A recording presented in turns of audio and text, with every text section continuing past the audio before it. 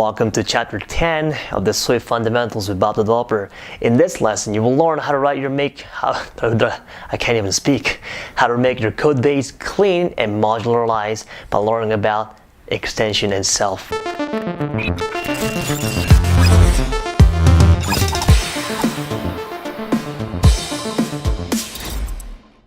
Alright guys, welcome to Swift Fundamentals extension. Today in this lesson, we're going to take a look at I like to keep things short and modularized. All right, I love this word, right? Probably my two favorite words are modularizations and also feeling zen, and also prevent anything massive, right? You don't want to code anything. You probably guys heard about the massive view controller. Well, extension can do a little something for you.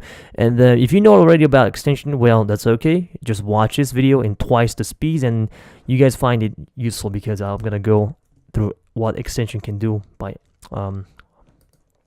from start to bottom. So first of all, let's design a class. What extension, you guys probably know extension allows you to add properties and methods and a lot more stuff along with outside of the struct boundary. Okay, you guys will see the example throughout the lesson. So for now, of course, you can create an object, and then you have this Bob property, simple and nice and simple. But now let's try to extend we can extend this, provide a little more extra features, such as we can add properties. For example, you can do extension.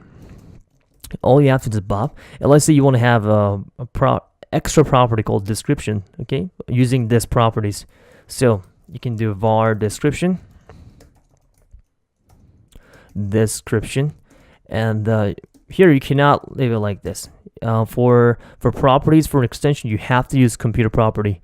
Well, store property is anything with equal sign. If it's var skill.work, this is called store property. Computer property is something that is driven. Well, if you don't know what computer property is, okay, we're gonna learn a lot more in the next chapter with object-oriented programming. Well, just follow me along. You can also have a property using this way. We briefly talked about it a couple lessons ago. So you have to use the word return. But here you're gonna have the access to my name. Let's call it my name equals self.name. Okay, you have access. So what is self? Self refers to the object. So when you create this, let's say this, self refers to this. So for example, when you create new Bob equals Bob, self refers to the object of new Bob. Okay. So now you also have let my skill dot self dot skill, and later you want to return something. Return is what you're gonna store to description. You can let's say I'm Bob. I'm on my name. I know skill. Okay. So now you can do that. Well, you can simply just enter self.name here, right there, but you can also store and then return it after. So now here's a magic. Here's a little magic for you. So let's say Bob equals Bob. So now you have a Bob dot. Where's the description? Where's it? Right there. Description on the bottom here. You have this computer property. Boom. On the right side. I'm Bob. Let's try to print this so that we know it's exactly the way you want it. I'm Bob. I know work. Okay. So you can have the computer property for extension. Well, again, if you don't know computer property, I'm going to explain in more detail in the next chapter. Not only that, you can also add initializations. So for example, you can add enter skill, and you can change the self.skill to what you enter skill, and then you can say print you've entered equals skill. Okay, so what's happening is you have access to this init method. Well, there are two right now. So there's one from the normal Bob struct, from the original struct, and then also the other one from enter skill, and asking you to enter the type. It's right there.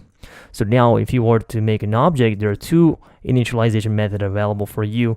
Let's call it Bob, And now if you take a look at there are two choices. First one is just the default one that you've created on the top, and one from the extension. So let's call this Swift 4. Let's go to Swift 6. Okay, Swift 6. So now you've entered a cool skill, and then Rob dot description should be let's print this.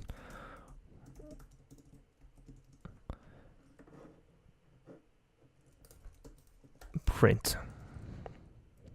Here we go. I'm Bob. I know Swift 6. Okay. Hope that makes sense to you guys. Also, now on top of that, you can also add the subscripts. Well, you guys remember correctly from the previous lesson, you can also add subscript, my skill, return string, and this is your secret weapon. Well, this is an absurd example because you probably will never use subscript for something like this. Again, without providing any context, subscripts are useless. But certainly, I just wanted to show you that it is possible to use subscripts like that. But it asks you to enter something, so you're going to enter just random iOS 13, okay? Probably iOS 13 is compatible with Swift 6. Yeah, this is your secret weapon right there. This is your secret weapon. Well, that's what subscript extension can do for you. Property, init method, subscript. So right now what we've done is a little kind of stupid. So let's make it like a more practical way. So we can add extension to Swift types. If you remember correctly, int and string, these are just structs, right? So that means you have this ability to extend and add your own implementation. For example, we can add extension to with int. And by the way, in order to create number, there are two ways. You can create a number like this, initialize a number like this, or you can also call initialization and enter a number like that. Okay, there are two ways to do that, right? So that means this is simply an object, so you can extend and have some sort of more properties and methods associated with struct, with instruct. So we're gonna extend it. And so what is self here? We're gonna have a sort. Let's call it a square, and call it int, and return self.self. So what is self.self? Well, self refers to the value of let's say number. Let number int is 10. Self refers to 10. The 10, like maybe it's a little confusing, this one. If you do it that way, self refers to the self object, which is number 10. Okay, so what's happening is when you do square, your times self was 10 times 10. So now you have this magical ability. So either you can create an object using this way, and you have this magical square property associated with it. So now you have a boom right there. Boom. Or you can simply just random number, and also you can have a square right there. Again, these are identical way of making an object, okay? Again, in Swift, this programming language is all about making an object. Yeah. So instead of making a function like square, right? You don't have to make a function, but simply you can extend this int, and you have this amazing ability. So extension is amazing. We're gonna learn we're gonna use a lot of extension when it comes to protocol or programming. So I just want to give you a little taste with extension. But also when it comes to view controllers, if it needs to confirm the protocols, I use extension a lot. If right now it doesn't make sense to you, that's okay. But when you guys take the next course, you'll see how I use extension all throughout the course. So again, there are a couple of rules that you need to know. The first one is you may not have a store property. Store property means this is a store property. Anything with equal, you have to use a computer property, which is you have to use this way, bracket and return self. Okay? Oh, you don't have to return number. And the couple things you can do with extensions. So this is what I mean by that. Well, you don't have to memorize anything. It's in the lecture notes, but you add computer instant property, computer type properties. Well, if you don't know what type properties are, well, you're going to learn about it later. But computer instant property means just computer property means what we did here. And also define instant method type methods. Well, if you don't know what type methods, instant methods are, type methods, instant methods are simply just normal function, normal function, but type method, learn later. And provide new initializers. We've done it before on the top here. and also we provide substrate with done it, and define use of nested type with enums and struct. Well, this may not make sense to you right now. We'll definitely do it later in chapter probably like 5 or 6. And those make existing type conform to a protocol. This is the most important part. Make an existing type conform to a protocol. Well, Swift is actually protocol and programming. They always use extension a lot. Well, let's take a look at this. So Swift string is just want to give you a little peek. Just go to this, jump to definition. You don't have to read anything. It may not make sense to you right now, but you'll probably discover they use a lot of just type extension anywhere. You'll see a lot of they use a lot of extension all the time. That means they're trying to. These are all protocols, but well, it may not make sense right now. But they certainly use a lot of extension.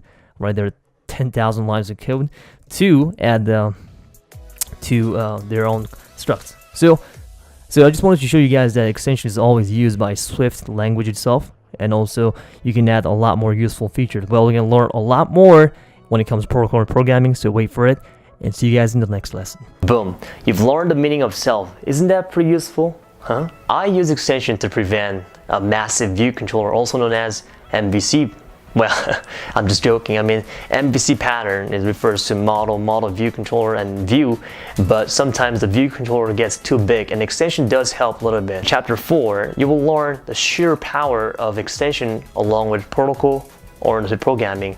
So let's find out what's up there. If you are interested in learning about protocol or programming in real apps without storyboard, make sure or feel free to sign up for the mailing list on the website, but you don't have to. I will see you guys in the next lesson.